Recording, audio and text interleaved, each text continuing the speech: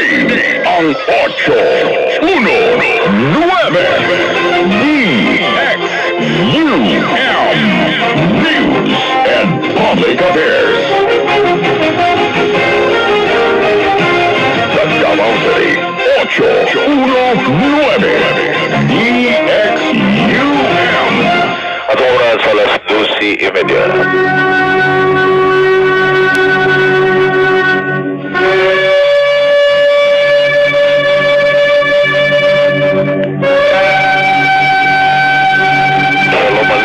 Maayong hapon sa kaniyang tanan mga suking di paminaw, Alicia Natuva o Mitoka. Welcome to Balik Hebrew program din sa DQM Radio Kay 819 kHz sa oras alas 12:30 ang tudalauna sa hapon Lunes ang sa adlaw Sabado.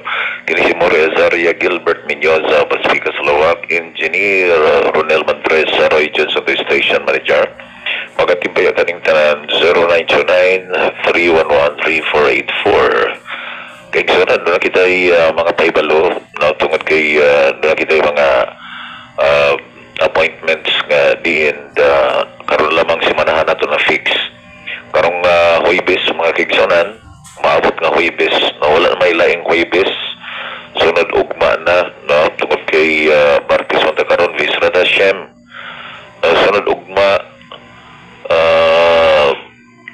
sang pizza Pizza 3 kay sunod ugma ang ato dunay conference itigayon sa Santo Tomas and kini siya sa intended na basically sa pamilya sa mga Samson and then sila ang mga focus ani nga conference murang urgent ni siya nga schedule to kay na sila diya sa Santo Tomas no niini nga panahon na so nakita conference ang problema lang no nalimtan nako pagsulti ang address sa venue no sa siya ka na function no na swimming pool and then alas nagisabuntag hangtod sa alas 3 hapon na free lunch and free snacks alang yatong mo participate sa mga conference. Okay, so dinalian maguni siyang schedule. Actually, ato lang ning isang adlaw na fix di. Now, ako tang plano sunod simana Visrada Shem pero sunod simana manggoy sukot now schedule.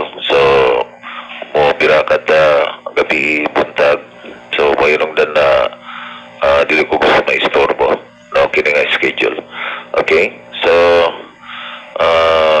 alam man lang na dili man kayo sila ni daghan na mga more or less 30 lang siguro ka tao na ato ang gina-expect nga ma-participate nini nga conference diya sa may Santo Tomas na Davao del Norte.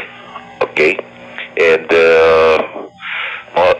mga kaigsoon kaninyo nga naga-join sa itong online classes maupapon sa gabi doon kita online classes sab nga itay gayon sa alas 7 o sa Sabado sa gabi and then doon sa kita a meeting or conference o mapon sa alas 2 together with the staff of the PTV 11 tungkol kayo doon kita i-launch nga for 3 months nga talk show nga ipagayon na to sa Channel 11 and then ato ang ipasa sa Facebook Live and also no, sa ato ang mga open pa nga mga social media nga mga access. Okay, daghang salamat. Now 1 hour kini siya no, per weekly lang siya no, weekly lang na ipagayag kini siya sa Domingo na Domingo ang oras. Okay, so Domingo ang adlaw Domingo sa buntag most probably. Okay, and Baruch Hashem na nini nga mga kagayunan nga kita maka-launch sa television. Regional lang ni siya, no regional up to Tawi-Tawi ang cover operate sa ani no tawi-tawi o maabot siya sa Agusan no Agusan tawi-tawi pa sa palibot. Okay, hinubako atong year 2000 na po tayo television broadcast no sulod sa tulo ka tuig abi nyo makikisa naging television broadcast expensive magni kayo no kay usa ka oras nga programa 30,000 manggunang bayad no 30 mil so kada programa kung magprograma ka og kada adlaw 30 mil eh. So kung 5 ka adlaw sa isang semana or unom i-times ni mo 30 no ang 5 days di 150,000 sa bagay no kwarta man lang na no nahimo man lang na siya nga tools para lang ato ang ma-accomplish ang purpose nato sa atong existence ang ato ang mission on earth no ato ang kini mao'y pupatigbabaw sa ato ang mga panghuna-huna ato ang plano sa ato ang mga ginatinguha walay lain ang pag-serve kay Hashem ang paghimaya kaniya paghimo sa mga butang iyahang buot ipahimo nato samtang kita niya paniining existence niya ni na kinabuhi kini magong salapi mga kaigsunan ko atong isgutan basically sumala sa Haggai 2 verse 8 silver and gold are mine now kesef and zahav now belongs to Hashem ang salapi ug ang bulawan iyahan na siya kumbaga wala may tao nga naghimo og silver naghimo siya og bulawan kundili naghimo siya og butang nga gikan sa silver o gikan sa bulawan no ang raw maong silver kang gold kini ma-turn into ring ma-turn into vessel utensil or and the like but then you cannot deny the fact that silver and gold belongs to Hashem and to be poor and to be rich that is part of the annual decree to be poor and to be rich that is his decree in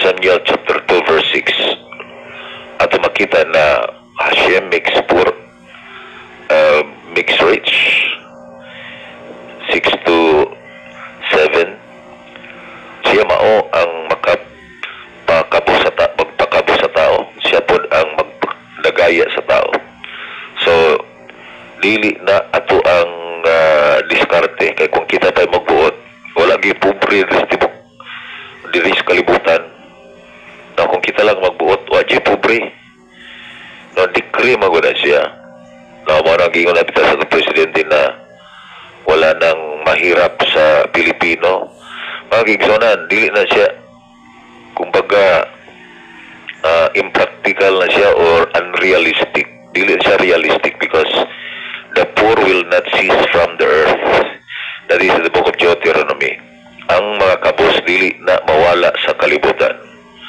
tungod kay decree na niya na ikabos na apoy mataong dagaya now ang decree nga dunay tao nga adunay kadagaya tungod kay purposely aron nga siya mao tabang sa mga taong kabos kay part of the decree there are people who are weak and people who are strong and ang katuyuan mao nga aron ang mga strong mutabang niya tong weak baliktad mahinuon ang weak mo initabang sa strong for example slavery ang mga tao nga mga maluya sila na hinuoy mi serve ngadto sa mga kusgan dapat ikaw nga strong nakikusog nga wala sa uban gamiton nimo for his sake I still remember si Rabbi Yochanan nga mao ang kumbaga compiler sa Talmud Jerusalem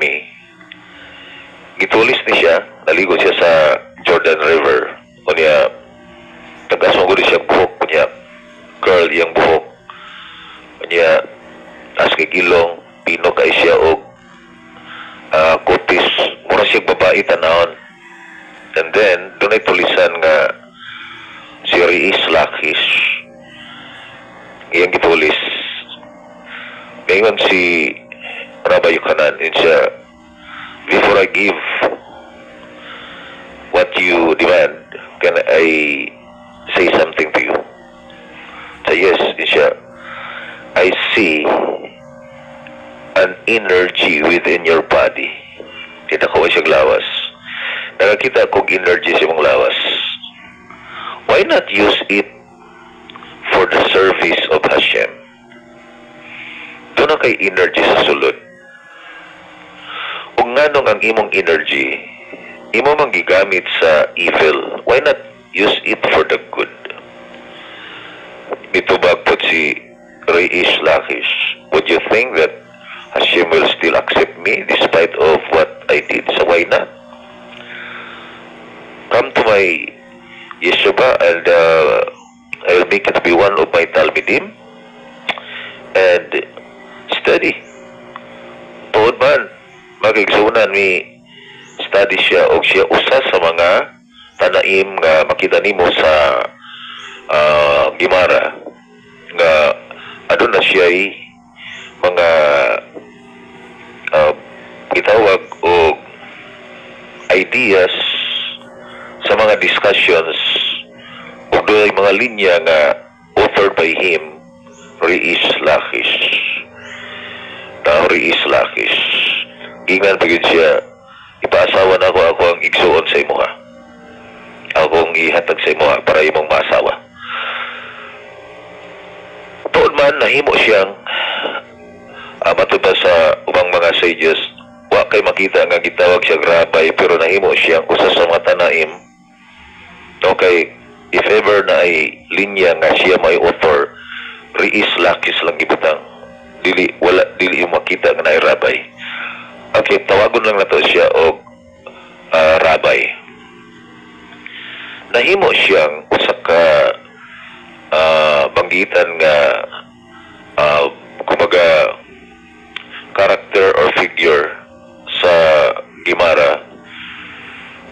Ano man tungod kay nag-study siya sa yeshiva nga kini ginumalahan ni Rabbi Yochanan sa rason lang nga giingnan siya nga dunay energy sa imong lawas, very powerful energy, and why not use it for Hashem? Magigsunan, sad to say, doon yung mga taong mga kusgan gigamit nila instead nga mag-serve sila kay Hashem, kay kusgan sila, ilan na hinong gigamit alang sa panglupig og laing tao o gigamit sa evil and not for the good.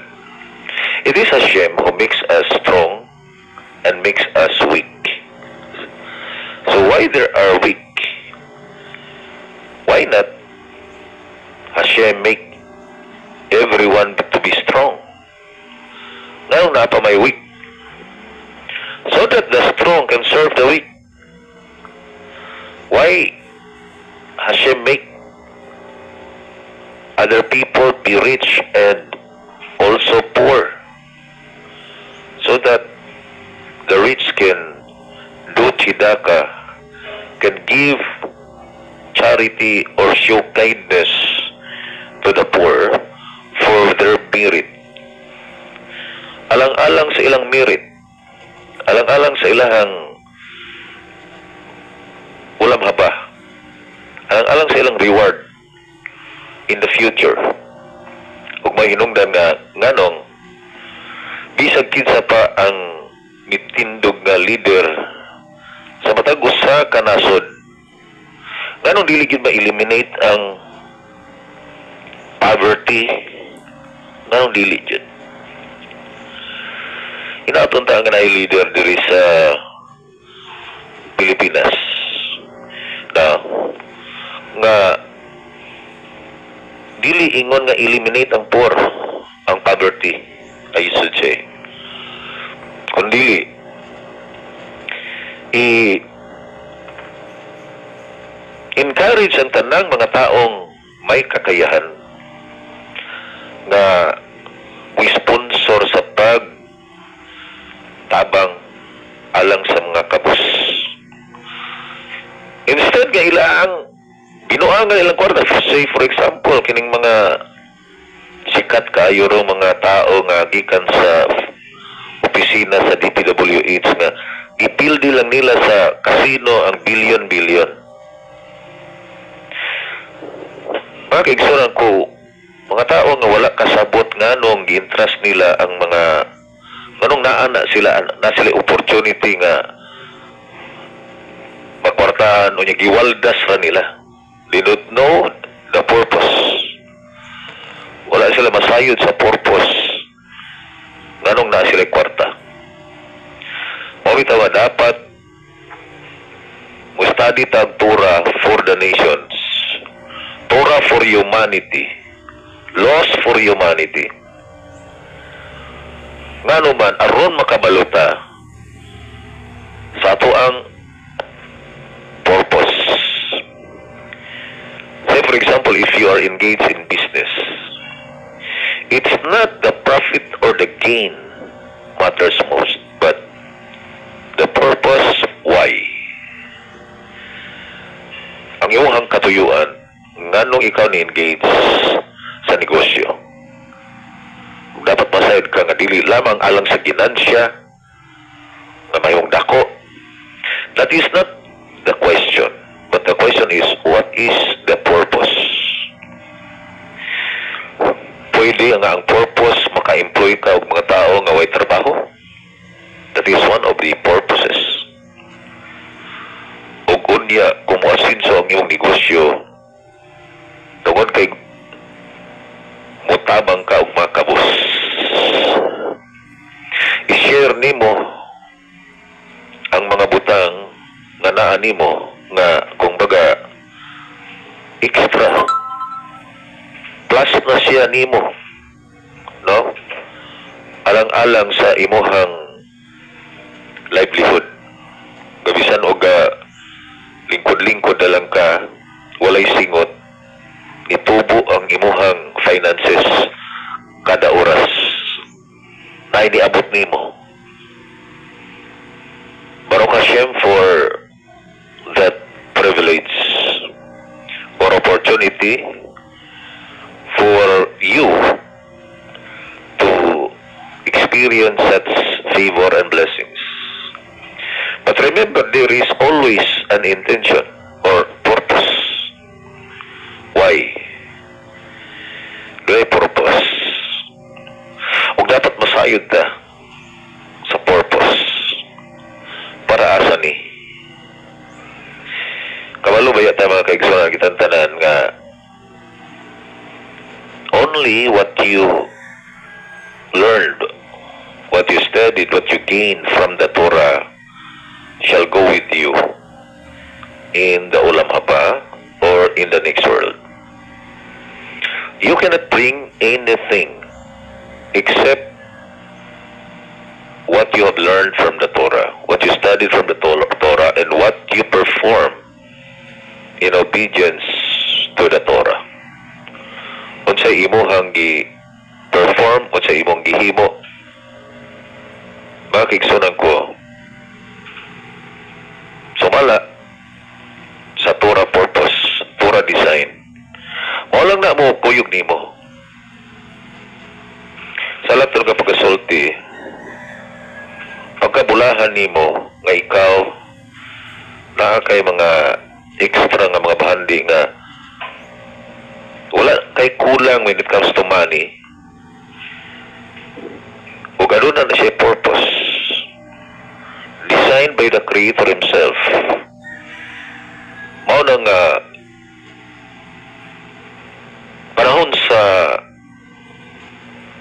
Rosh Hashanah, padulong sa Sukkot, ang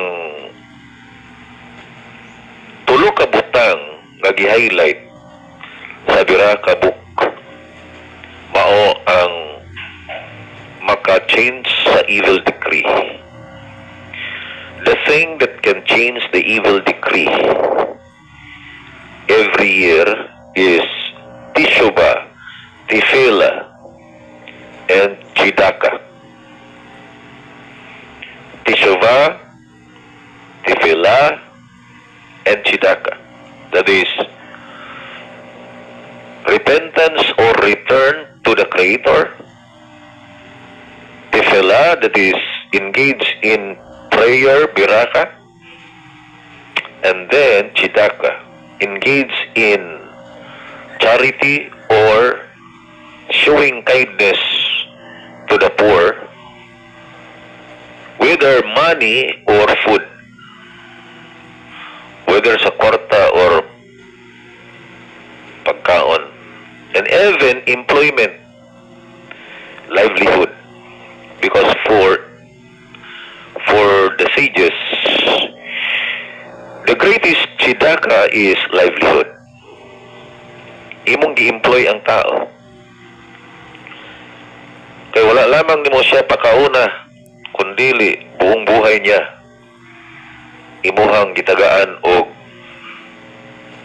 assurance sa iyahang sustenance sa iyang pamilya. Siyang mismo kaugalingon og sa iyang pamilya. Usa na sa mga purposes or katuyuan ngano nga ikaw gibutang ni anang usa ka business establishments or gitagaan ka og usa ka kagayunan nga ikaw manag-iya ni anang usa ka establishmento nga diin maka-employ kag tao tungod kay highest form of tzedakah na siya. And giving food to the hungry is also highest form of tzedakah. Kumaga, nagpak ka og mga linuto nimo, labi na ikaw jud ka luto, gihaguan nimo, imong gipalit, ang kwarta nga imong gipalit, hinaguan nimo, ikaw ang nagpatulo sa imong singot, sa imong luha. Kung baga, invest nimo ang imong soul, invest nimo ang imong kalag, ni anak nga mong salapi, o gunya imong giluto, o gunya imong gipakaon, sa mga tao nga nanginahanglan. That is also the highest, one of the highest forms of tzedakah. And then the easiest way is to give them money. Ang pinakasayon, pinakadali, mao ang paghatag kanila og salapi. Regardless kung unsaon nilang salapi. Ngano man nga sa Tanakh ang paghatag og tzedakah kini siya maka rescue ang kinabuhi. We can find many verses, particularly in the book of Proverbs. Sa book of Proverbs, makita nato na ang tzedakah kini siya putol sa decree sa kamatayon. Instead, kini siya makahatag o dugang kinabuhi or bring life to each and everyone. Say for example, let's turn to the book of Proverbs, chapter 10. Let's read verse 2. Treasures of wickedness will not avail, but tzedakah rescues from death. In a common translation sa mga Biblia sa mga Kristiyanos, righteousness ang ibutang niya. Righteousness rescues from death. But in a Jewish mind, what translated the Tanakh in a Jewish way, because that is Jewish Hebrew language, it says tzedakah or charity rescues rescues from death. Ang ato ang paghatag og hinabang sa mga tao kanang hinahanglan maka-rescue sa tao gikan sa kamatayon. That means, if ever doon ay evil decree ni Hashem preserve us, tao sa katao, tungod sa sala nga nahimo, nga worthy sa kamatayon or death penalty. Nga naman nga ang Teshuvah, Tefillah, at Tzedakah, kuyugon yun na siya. Yes, of course, Teshuvah is returning to our source, returning to the Creator. And then, Tefillah is prayer. We are expressing our helplessness and our need and humility to experience forgiveness or spiritual blessings from Him. And in Tzedakah, Igsonan, we can find it rescues a person from death. Another verse, in the book of Proverbs 11:4, it says, wealth will not avail in the day of wrath. Mabitaw nga dapat, kung doon na may mga tao nga nagkakay kwarta, yung kabalo sila sa purpose ng kwarta, ilang giwalda, silang gisugal, ilang waldas sa pleasure. In times of wrath, wealth will not avail, but Tzedakah will rescue from death. Apan ang Tzedakah makahawas sa tao gikan sa kamatayan. Natimanan na ito na makigsunan. Kung baga, dili lang nga ng mga ikapasaylo nga pasayloon ka, kung dili Tzedakah ni mo ng mga salapi, imo nang ihinabang, ma-break imong kasalanan. Proverbs 11 verse 19. One who gives sincere Tzedakah, charity, is consigned to life. But the pursuer of evil is consigned to his death.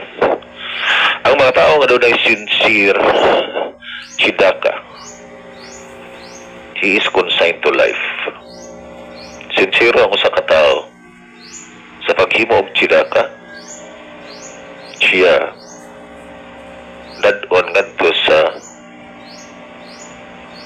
kinabuhi. Ang iyahang portion is life. Okay?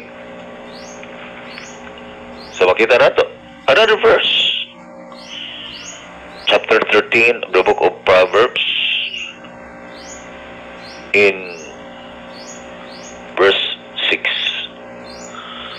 Tzedakah will guard he who is upright of way, but evil will corrupt the sinner. Ang Tzedakah mo guard daw sa tao sa paglakaw sa upright way, that is righteousness. Kumbaga, nganong pariha og Hebrew word ang taong manggihatag, ang paghatag og ang righteousness, tungod kay ang taong matarong manggihatagon ug ang taong manggihatagon matarong. Sa iyang paghatag, ang iyang mga dalan kini pagagwardyahan aron mahimo siyang tao nga nagalakaw kanunay sa pagkamatarong. Makaigsunan, remember, Tzedakah equivalent na siya sa atong kalag ang kwarta nato kay ginvest nato ato ang inadlaw pagpaningkamot aron makakwarta ta ato ihatag sa uwan. You are sharing your soul to other people ug pasayloon kaniya siya sa makasalanan. Wala gina oras mga kaigsunan, kaninyo ang mabilis ng online classes, Miyerkules gabi natin online classes, o karong Huwebes, doon na kita conference diya sa Santo Tomas, Davao del Norte. Ako lang i-offer ko venue na ng resort, ng swimming pool. Okay. Alas 3 sa hapon, Huwebes, with free lunch and free snacks. Ang nga, Lunes sa gabi, Pizza size, Lunes gabi, opening sa Feast of Sukkot. Doon na kita prayer, and then pagkabuntag na po sa Pizza City, ato ang 7 days morning prayer. Sa ngalan sa partners, sa Kaslawak Engineer, Elman Reyes, Roy Johnson, Station Manager, Tanisimo Azaria, Gilbert Pinyo, sa PM